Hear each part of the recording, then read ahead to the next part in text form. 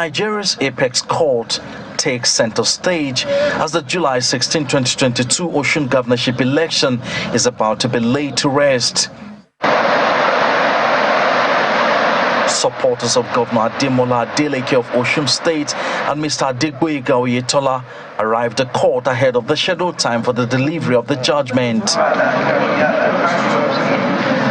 Mr. Oyetola is challenging the election of Governor Adeleke on two grounds. First, he alleges overvoting in over 700 polling units across 10 local government areas of the state during the July 16, 2022 Osun governorship election. He also alleges that Governor Adeleke had made false claim about his education status to the Independent National Electoral Commission (INEC) prior to the election. However, the Supreme Court, in a judgment read by Justice Emmanuel Agim, said it found no reason to set aside the verdict of the Court of Appeal, which upheld Governor Adeleke's victory at the polls.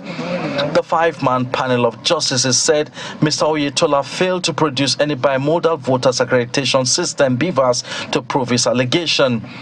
The Apex Court ruled that nothing in either the Electoral Act or Regulations 18 to 23 of the INEC's guidelines made it mandatory for presiding officers in an election to transmit by BVAS the number of accredited voters in each polling unit to the back-end server. On the educational qualification of Governor Adeleke, the court also held that the appellant failed to prove his case. The judgment of the court is received with excitement by supporters of Governor Adeleke.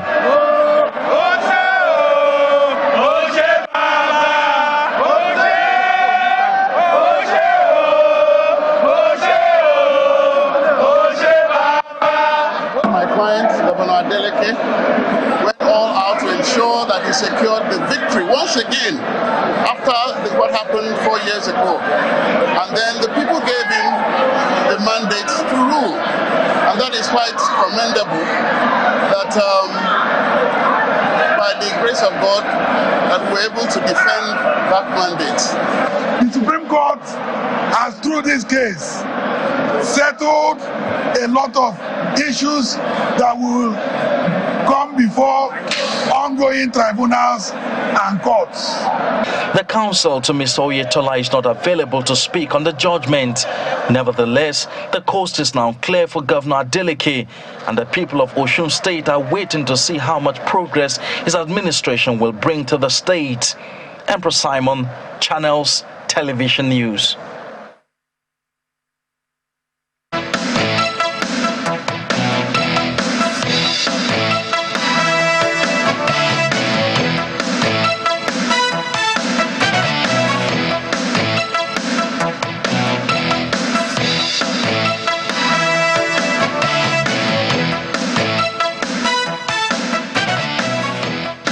Welcome back, and that's where we're starting out from. What is the role of the judiciary in the electioneering process, in the process of recruiting leadership for this nation? In the course of our conversations around these matters, we had a lawyer tell us that the electioneering in Nigeria and indeed around the world is guided by different aspects of the law. Every step of the way, there is a law that ensures that everything goes as it should. The role of the electorate, the role of the politicians, the role of the umpire is all stated. But at the end of the day, we still end up back in court, almost always end up back in court. Congratulations to the Osun State Governor and all those that went in there to contest for that election. But then, does it always have to be this way? What lessons can be drawn from the Osun leadership tussle, Osun State governorship tussle, and how do we go forward? We have here in the studio a teacher. Both of them, actually, I think both of them are teachers, but we have Dr. Ernest Ereke, Associate Professor, Department of Political Science, University of Abuja. Thank you for joining us. Thank you. And Dr. Monday Obani, Chairman, Section of Public Interest and Development, also here. Thank you for joining us. Thank you for having me in Abuja studio. Indeed. Just a quick one. I mean, yesterday we tried to have a conversation with you around these matters. That's right. And the internet wouldn't let us. We're happy that the airlines allowed you to make it there. It's good to have you here. Thank you very much. So let's start off with this. The case yesterday, the Osun State governorship matter that was settled by the Supreme Court yesterday. Yes. You heard people say that beavers have actually, prevailed. People say that issue of beavers, will actually change the narrative in our electoral system. And you saw how the Supreme Court affirmed that is the primary source of information now in any electoral contest, because that is actually where the accredited voters are captured. So if you now come with any figure elsewhere that does not come from beavers, is going to really impair on the entire thing. So beavers sorted out the problem yesterday on the issue of overvoting.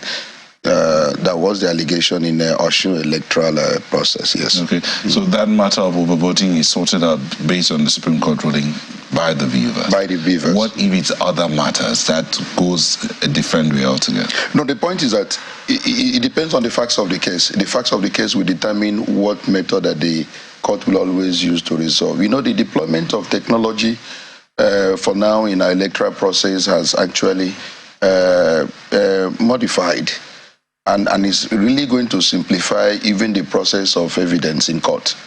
Remember, the thing used to be manual. People can come up with any figures then, and cook it up, and before you know it, somebody will be declared winner without the majority vote. But you can't do that anymore. With beavers now saying, oh, this is the total number of people that participated in the electoral process. You can't modify it. You can't even alter it. You can alter the result sheet. Yes. But with beavers, you cannot add, you can't subtract. And that's why it remains the most authentic. And so what we do now is let's go ahead and begin to build more on the issue of technology in our electoral process. Maokwe asked that question the other time.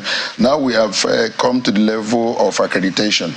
Can we also move a step further even in voting process? Let it be electronic. And we're saying, small, we get there. Well, Dr. Reke, in the political space, I mean, in the science of politics in Nigeria, so to speak, what would you say that the outcome of the Supreme Court of that governorship toss in Osun State, what impact would you say it will have on Nigeria's political space?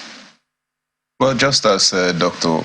Ubani mentioned, with technology in our elections, we'll begin to maybe instill some more level of integrity in the electoral process. Unlike the past where you just cook up figures and then declare somebody as winner of an elections.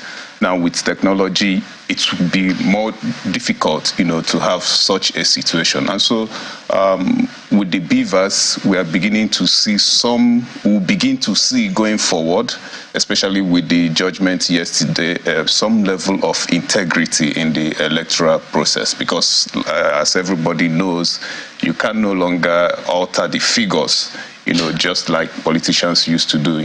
But would that in any way affect the politicians themselves, the political class? How would that decision, and the introduction of the beaver, and two of you can weigh in on this, how would that affect the politicians themselves and their thinking going into electioneering processes? Well, of course, the average Nigerian politician is desperate to win an election. And so as much as you change the laws, as much as you change the processes, they are also changing their own approach, towards contesting elections. It wouldn't really change the mindset and the approach of the politicians.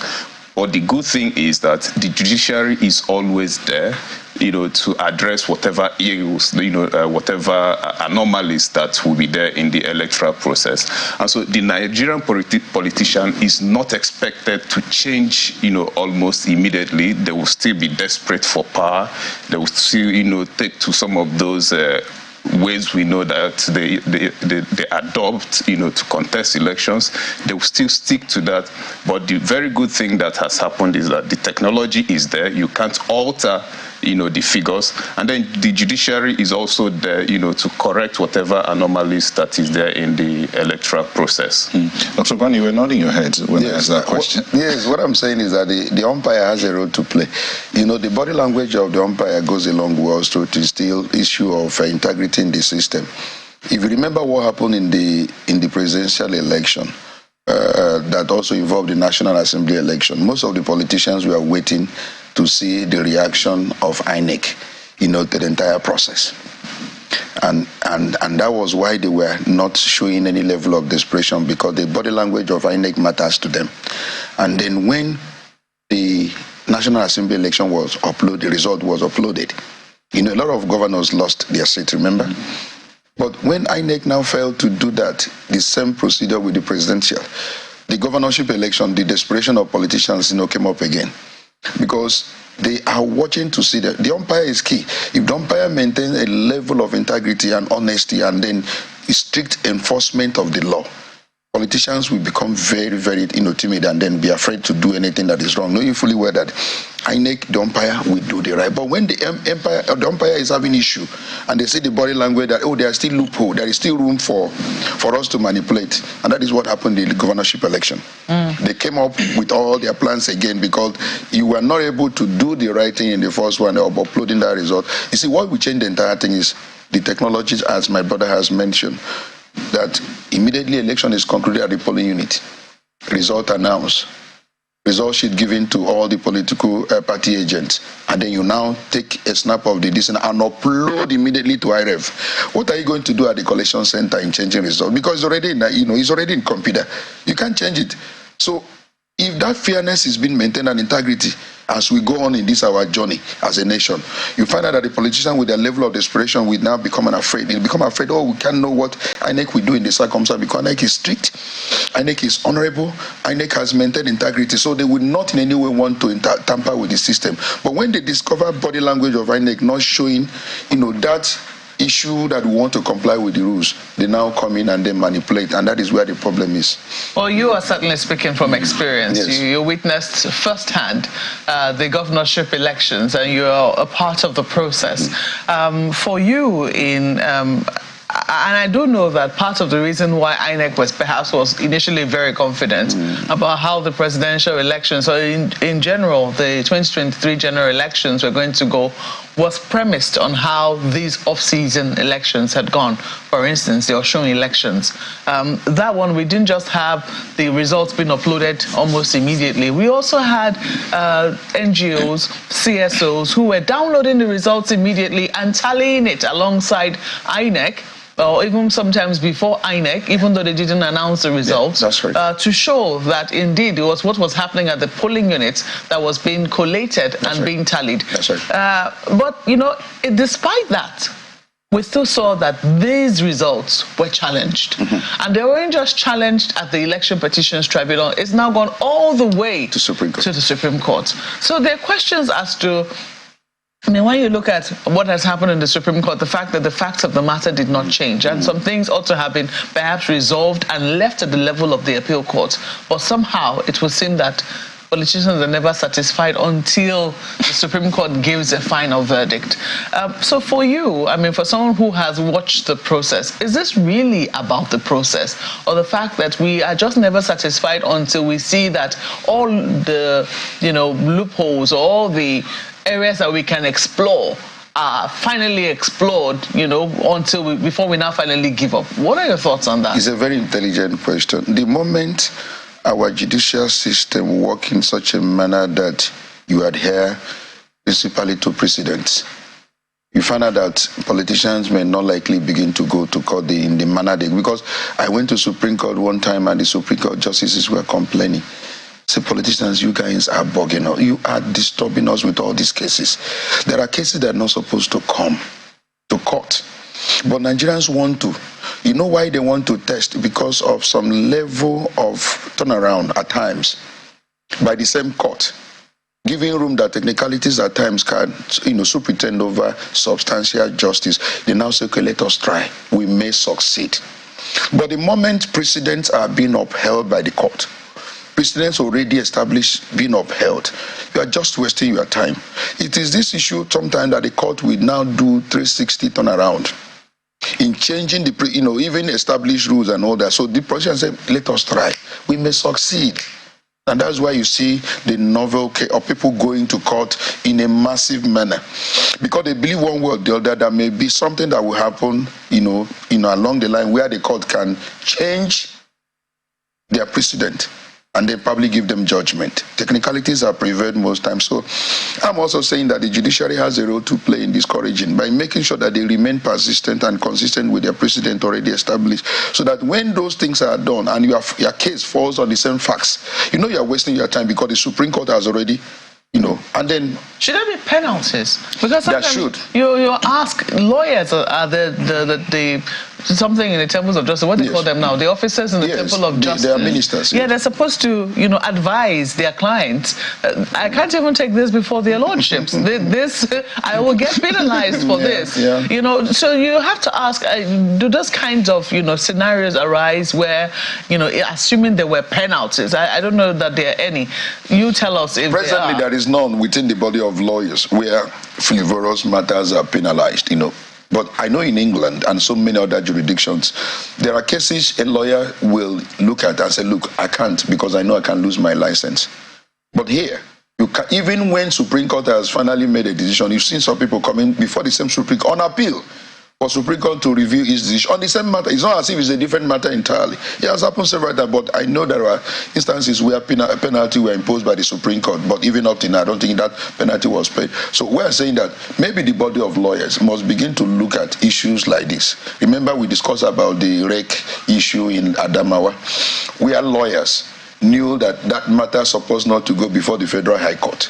On a matter now, it's a post-election matter that is a tribunal or somebody rushed to Federal High Court. But I'm very happy how the judge treated that matter. I said, come and address me on the issue of jurisdiction. So we must begin probably to set some level of standard in the legal profession that any case that looks hopelessly, useless, you don't need to. If you do that, then there is penalty. If you don't impose that penalty, people will keep on going to court.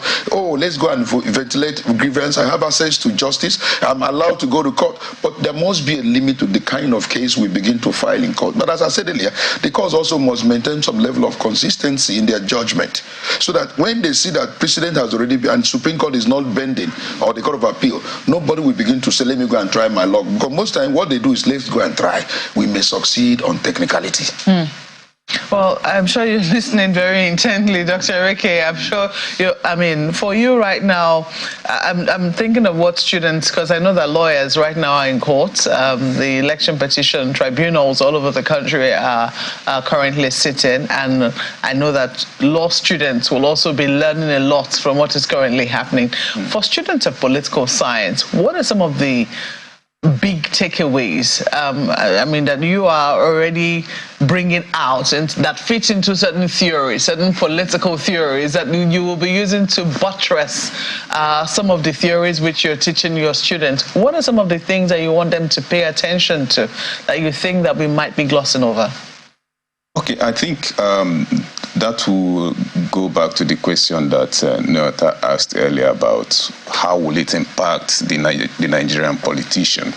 Now, if you look at the political economy of electoral contests in Nigeria, you discover that, as we said already, politicians are desperate, and there are very many reasons why they are desperate. One is that you have a high rate of poverty in the land, and it appears that the only industry working is the governance industry. And so a lot of people want to have access to that industry that is working. And then, of course, the access is not for service. It is access to serve oneself and maybe generations yet unborn. And so one of the things you are seeing, one of the things you will be seeing as we improve our electoral system is that the Nigerian politician will become more desperate, and then vote buying, will be higher, because, as we said earlier, you can't change the figures if recorded by a technological device. You can't change it. And then the court is also there to address whatever issue is there. And so you find out that the motivating factor, which is I desperately want to win this position for some selfish reasons, the motivating factor, that is the motivating factor. Some Therefore, people will disagree with you that you can't change it. I mean, sorry to interrupt your thoughts now. Some people will disagree with you that you cannot change it because, I mean, when you also look at the evidence that some people have put forward in the wake of the 2023 elections, that what happened in a polling unit was not what was uploaded on the IREV, which was essentially what the IREV was meant to check. The fact that some result sheets were mutilated, the fact that, yes, the number of people who were accredited remained static.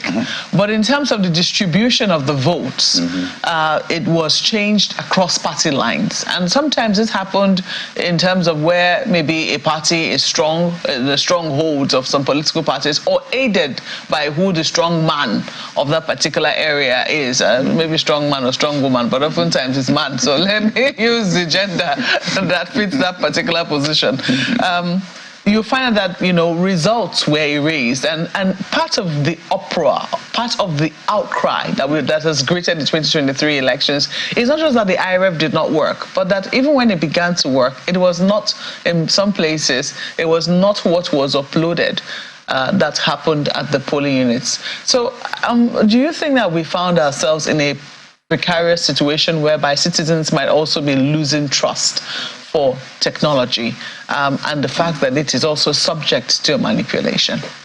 No, I don't think citizens will be losing trust in technology as far as elections are concerned, because, as you said, some of those results were altered. Now, the alteration was done before the upload. And so if you had uploaded the results as collated at the various polling units, then it would be difficult for anybody to begin to alter those results. But you saw a situation where the electoral officials refused to upload some of the results as recorded at the various polling units. Those that were uploaded after collation were not altered. And there is no way you can alter them once they have been, uploaded to the INEC server. And so the alterations were done before the upload. But if you upload before the alterations, then it becomes an evidence that the lawyers can also present in court. So I don't think citizens will lose interest in technology, because from what happened yesterday in the Supreme Court, it is an affirmation of the fact that technology can improve our electoral process, and nobody changes that. Our colleagues have questions for you from Lagos. Well, thank you, Mark. Well, let me start with Dr. Obani. An issue that a lot of people have questioned is the fact that the tribunal, the Osun Governorship Election Tribunal, and this is for Dr. Obani, the tribunal had actually upturned the election of Governor Adeleke. I think that was in January, up until it was taken to the appeal court, which then delivered its judgment, reversed it, and the Supreme Court put a finality on it. And questions have been raised as to how thorough then tribunals are, how well a job is done, because if that was the only court that would have decided on the issue, then Governor Oyetola would have returned as the governor of Osun State. So really, are you worried or concerned about that as well? The process, create what you call appellate option. Two heads are better than one. I mean, if you want to put it that way, the election petition used to probably stop, for governorship used to stop at a court of appeal, but has now further been extended up to Supreme Court level. Why all these processes are laid is to actually ensure that filtering is done. So if there is any wrong judgment that is given at the lower court, then the appellate court should be able to look at it independently and in an unbiased manner, and then review the process through which that judgment was arrived at, and then give probably a better judgment, and then now up to Supreme Court level. And so the man the men at the lowest court, that is tribunal, that gave that judgment, saw it differently. And they are human beings. It means that the electoral process, the judicial process is also manned by human beings who, with flesh and blood. They are not God. They are not angels. They can make mistake. And that's why, as I said earlier, the system itself saying, look, let us not rely only on one step. Let's probably provide other steps to also look at those, decisions to see whether it actually complies with the law. So my take is that fine. Yes. If you can hear me, my sincere apologies. Perhaps the question Kadi is asking is the reason for putting it as, or rather asking the question around whether or not you're worried, is because if that was the only case, only court, then there would have been a misplacement of justice for such a long time. So for you, is it a question of the issues raised, the laws applied, the evidences provided? What exactly could have informed what you hypothetically call a wrong judgment by the lowest court that has been upturned twice by the two upper courts? Yes, Ayo, I want to say it. I want to say with every sense of responsibility that at every point in time, an individual will look at a particular case, facts, look at evidence, and reach a different decision based on his own perception, based on his own capacity, based on his own wisdom, based on his own knowledge of the law. He has reached a decision. And there may be other things that is extraneous, I can't mention them, that may also have affected his decision in reaching, that conclusion that he has reached. But that's why, as I said earlier, the system itself has said, look, let's not rely only on one layer.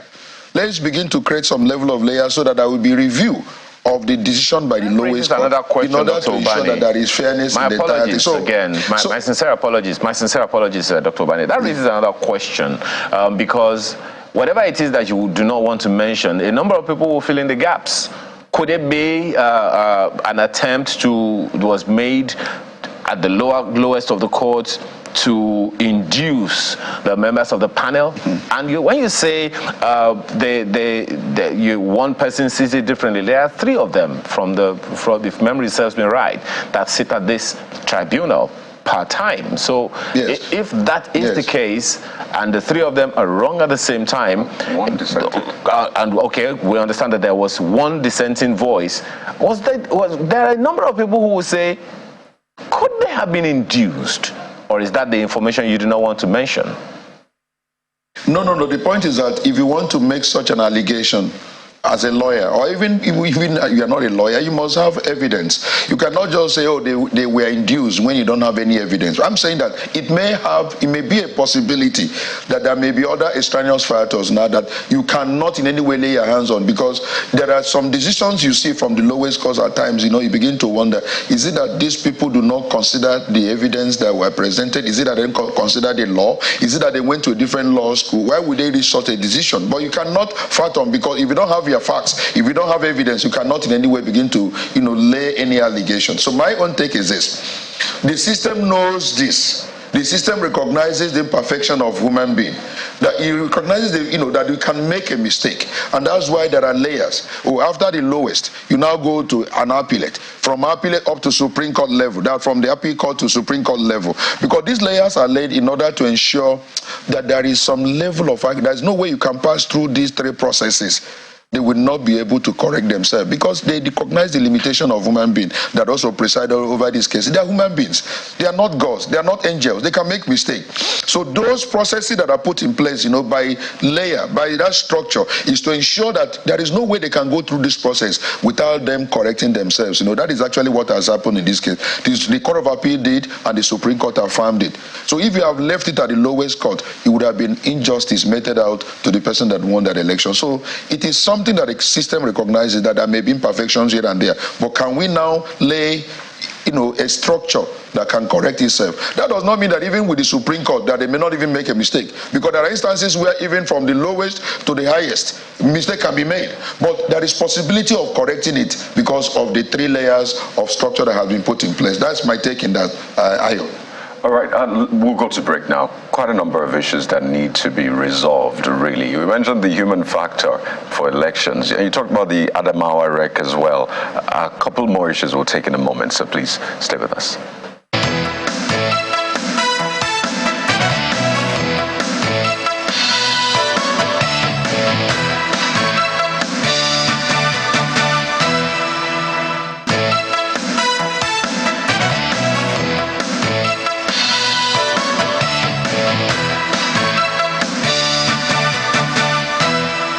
we're discussing matters of national importance, literally. So thank you for staying with us, Dr. Ernest Ereke and Dr. Monday Ubani. Before I come back to Dr. Ubani, let me just take Dr. Ereke on this one, because with this new electoral law now, the new Electoral Act that we have, I call it new because, yes, it's been almost a year, but that's the latest we have, literally. We've seen more litigations for the presidential election, particularly compared to the previous one. I mean, in the 2019 election, we didn't see as much as, we saw 5. 1 has been withdrawn, so there's still 4 left. And it just raises a question about, is it a matter of, I don't want to imagine the answer, but let me just ask, is it a matter of the law itself or the people operating under the law? Is it yet again the human factor? Because the Electoral Act is said to have been, to a large extent, watertight, the kind of silver bullet we need. So what went wrong here? We thought there will not be as much contestations. Okay, I think it is the 2 factors combined. One, the law itself, and then those who operated the law. One is that, as you rightly said, it is a new law, and therefore the new law has, we just put the new law into test, and so there will be a lot of issues because it does appear that we were test running, we're operating it for the very first time, and so there will be issues that will need to be clarified by the judiciary. And so I think as a result of the newness of the law, a lot of issues came up. And then also that there are certain provisions in the law which has given opportunity for individuals who are interested, to question some actions that were taken in the process of the elections. And so as a result of those provisions contained in the new law, we are seeing some of these high level of litigations. But most importantly is as a result of the fact of the way the law was applied, by those who were supposed to have applied that law. And so, for instance, if you said you were going to upload results and then you uploaded some and you did not upload some, it will raise a lot of issues. So the way and manner those who operated the law applied it also raised concerns and questions that people are now going to the judiciary, to have them, sorted out and addressed by the judiciary. So I think it is a mixture of the two that has led to the high level of litigations that we have in the aftermath of the 2023 general elections. Oh, and it looks like we might be seeing some more, updates to that bill. But I remember that Dr. Ubani mentioned in passing the suspended Adamawa rec, and I remember reading this piece by Professor Tony Iradia about what INEC did in the past regarding one of its officials that went foul, and that's the case of Professor Peter Ogban during that 2019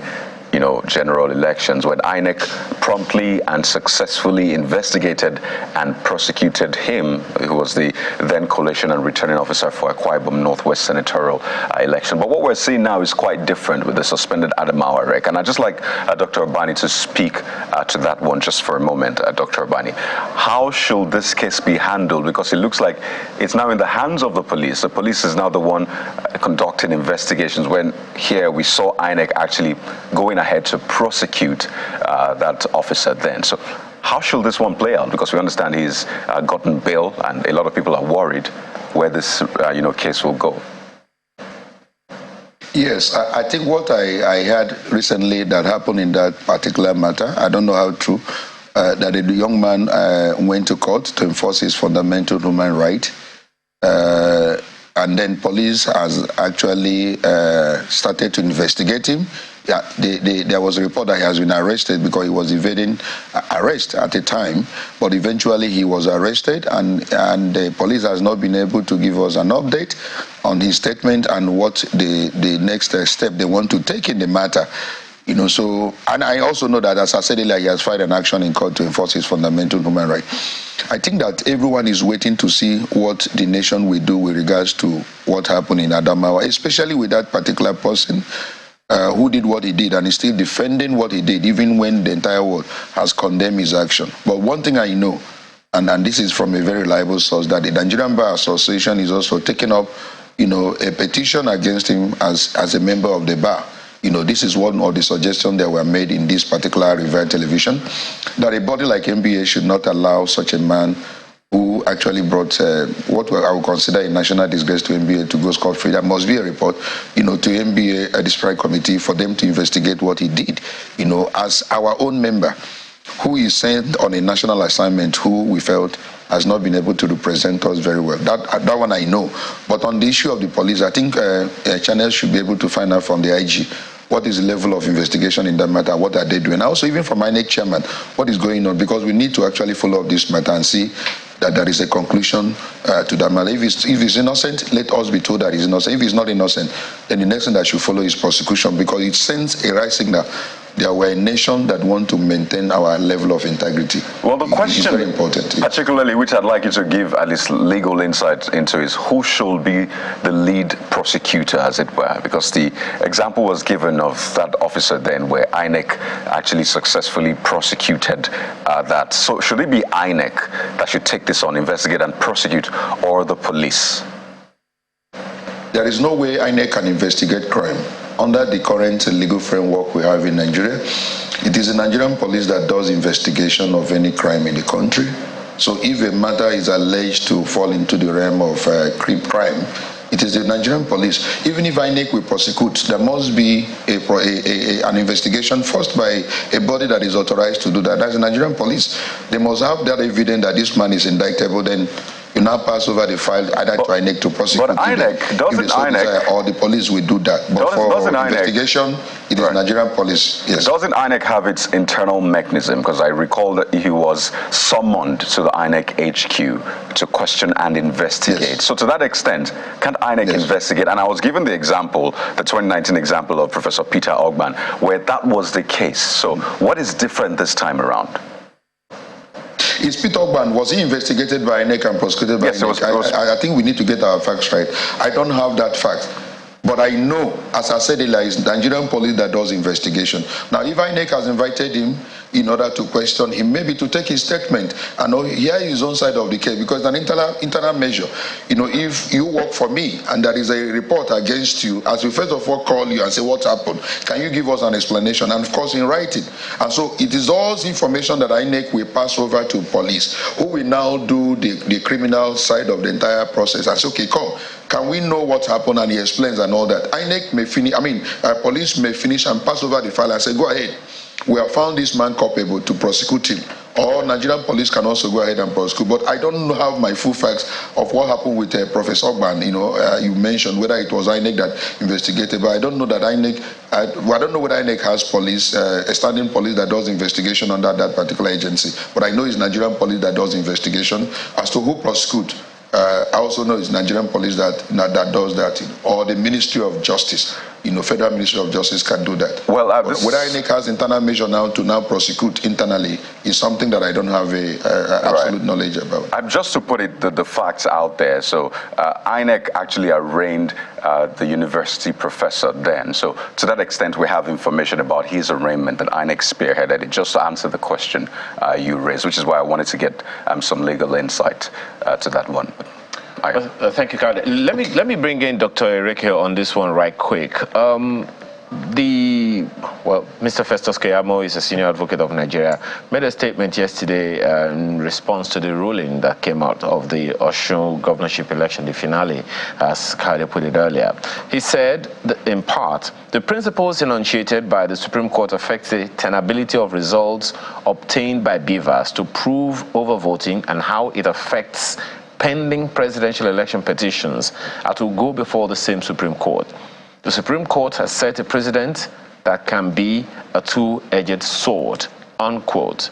Dr. Ereke, how significant would you say, in the light of this statement, that the Supreme Court ruling on the Osun governorship poll would play on the presidential election petitions tribunal that is ongoing?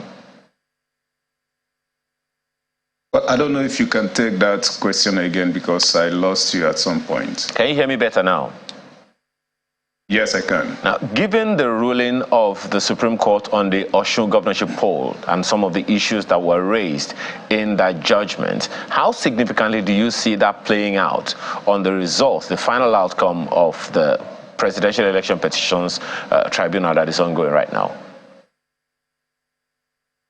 Well, I think there are different circumstances and situations and different cases. The lawyers will argue these cases in court, before the tribunal. I don't think I can predict how it will turn out eventually in the tribunal. But I want to believe that the justices, those who preside over this case, who are presiding over this case at the tribunal, will look at the substance of the cases. Already, it is good that the presiding judge has said that they would not want to be bothered with technicalities. They want, the substance of the matters, to be looked at. And so I want to believe that, yes, they will also be guided by the Supreme Court judgment on Osun State because it is a judicial precedent. But I also believe that the uniqueness of each case will determine how the tribunals, will interpret the laws in this regard. Well, just one more thing on that one, and then I'll go to Dr. Obani. Another issue that's already hotting up in this process, in the Presidential Election Petitions Tribunal process, is that of whether or not the proceedings should be televised. Is there a law for or against, and what do you see? How do you see that playing out? Is there any proprietary to it, in your own opinion? Well, I'm not aware if there is any law that stops or prevents this from being broadcast live. I think it will also add to the credibility and transparency of the process if Nigerians get to see, what happens in the tribunal. In Africa, we have seen it happen in other parts of the continent. We saw it happen in Kenya. And so it will be an innovation, if we can also have it done here in Nigeria. Dr. Obani. But the lawyers will tell us whether there is a law that, stops that from happening. Okay. Well, let me ask Dr. Obani that same question. What's your opinion on that, very quickly? The application for open televised proceeding is pending before the court of the petition, the tribunal. And I think tomorrow they want to take that application and next. So we'll wait to see what their reaction will be. But some people, there are so many people who are probably, arguing that we should televise it live.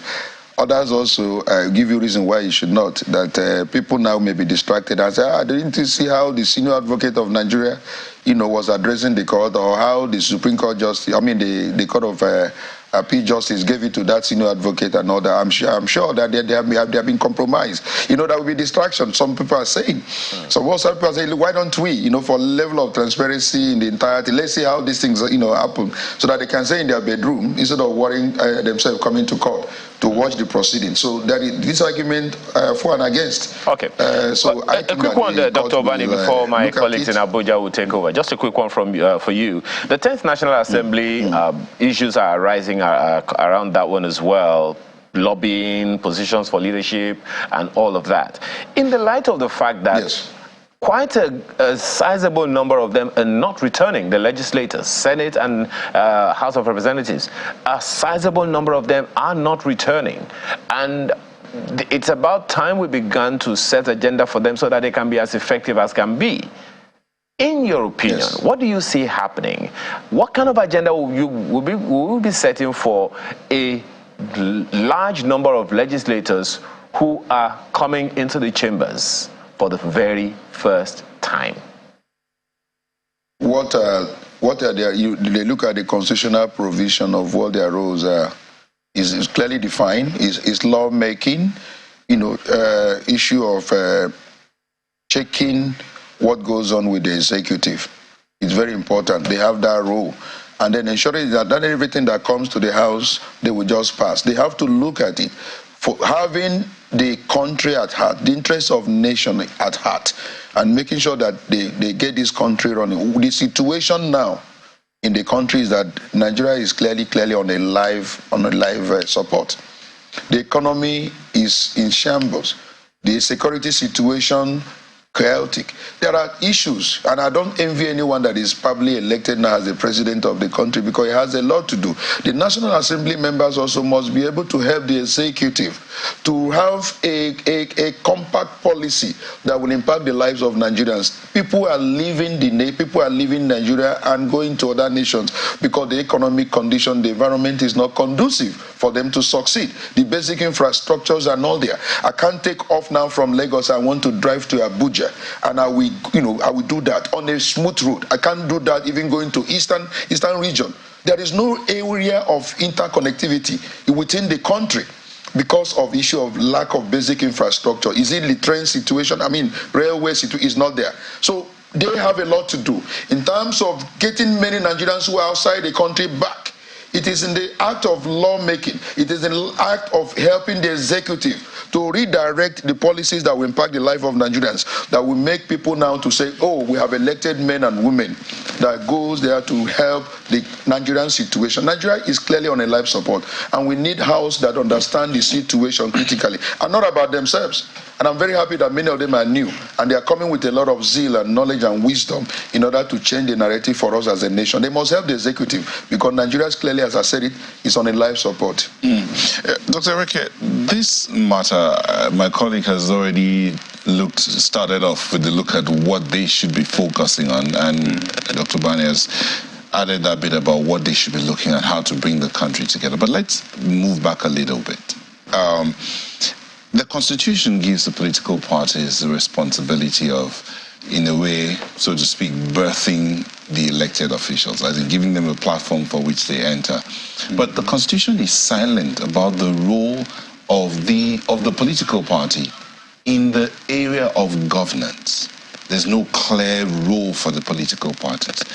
But when you come to the National Assembly and who is going to take the #1 seats there or the #2 seat, the political parties appear to be jostling here and there. Vis-a-vis the APC has come up to say we're giving this mandate to this person or that mandate to that person. How should that be? Should that even be the situation? Okay, I think first is to maybe say that, yes, it is true, like you mentioned, that the Constitution doesn't specifically say the party has this role to play as far as governance is concerned. But conventionally and by implication also, if it is the party that produces the candidates as required by the Constitution, now the party also has its own policy, desires, and programs that it would want the candidates to implement. And so by implication, the candidate is there, to ensure that the policies of the party are implemented. That is one. But again, also is that yes, it is not entirely right for the political party to begin to impose principal officers of the legislature. It is not right. But it is also important to mention that by convention, the party with the majority in the parliament always has its own internal ways of deciding who the presiding officers should be. But as a democratic political party, that process itself has to be democratic enough, not by imposition. And since 1999, we have seen the political parties imposing. Sometimes they have their way, sometimes they do not have their way. We saw it in 2015, even in 1999, after the party imposed Evans Enwerem. You saw that the political party itself, the members of the PDP, eventually went against that and got Enwerem out of the way and brought back Chuboka Adibo, who was their preferred, candidate then. And so sometimes they will have their way, other times they will not have their way. But what we need to ask is, why is it that political parties in Nigeria are always imposing on the National Assembly? One is because of the fact that we have a strong executive.